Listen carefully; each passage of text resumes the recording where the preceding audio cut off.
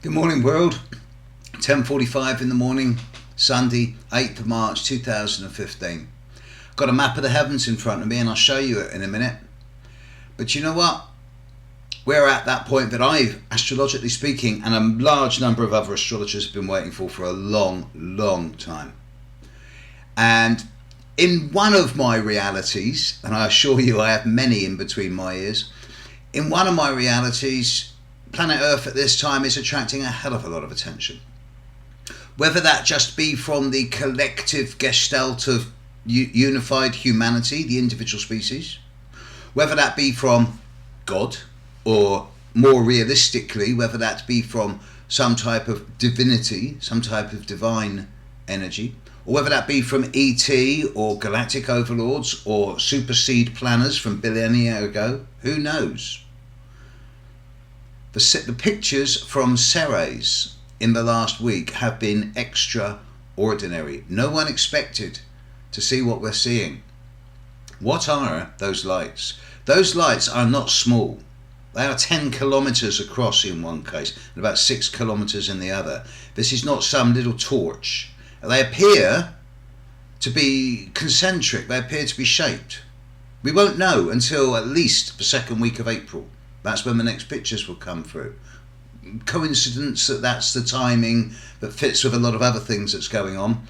But there's a little part of me that dreams, what if this is 2001 AD, the Stanley Kubrick version? What if those white lights are monoliths from some futuristic intelligent species that perhaps no longer around, leaving a marker for us to follow? Reach for the stars, indeed.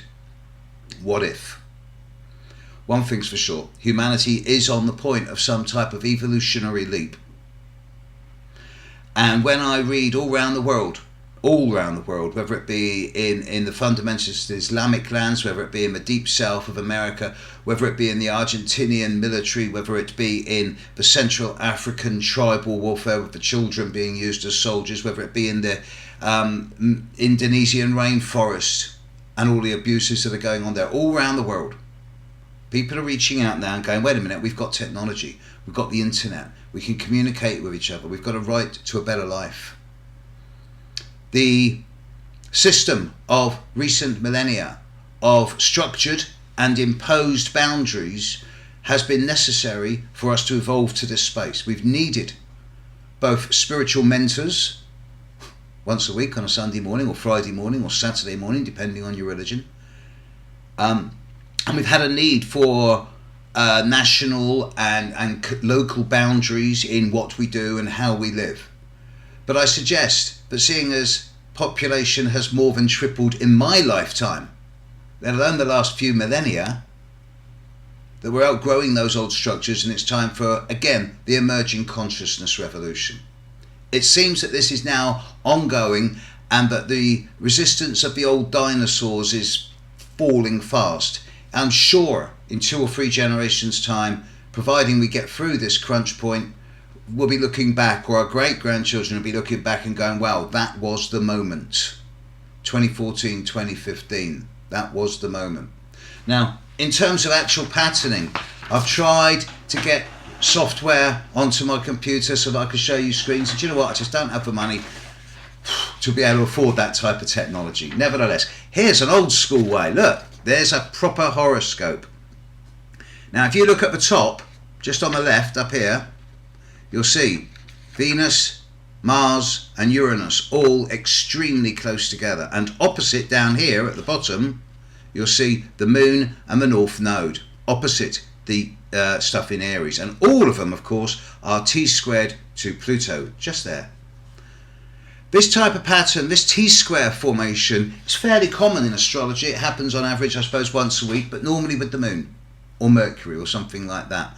To have this level of intensity astrologically at this time, I can't think of another time where it's been exactly like this. I can only think of once or twice in my lifetime where it's been this extreme. And, astrologically speaking, the time of the second half of the 20th century and the first 25 years of the 21st century are the biggest period of compressed aspect patterns for a good 4,500, 5,000 years at least. I keep coming back to it and I realise it's getting boring. So I'll probably start a new theme now that we're actually at the crunch point and tipping over the edge. But this is it. This is the moment where, as a species, some type of trigger is happening. Some type of chemical reaction in our brain, some type of neurotic transfer is happening.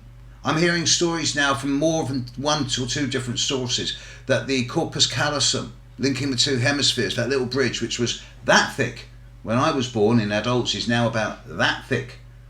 And it's growing exponentially. The cerebral cortex, where you can only have a maximum of 7 electrical transfers going on at any one time, is changing. It's getting thicker. It's an extra millimetre or 2 thicker just in the last 30 years. Something's happening inside our brains. We are mutating. We are evolving. What an exciting time to be alive.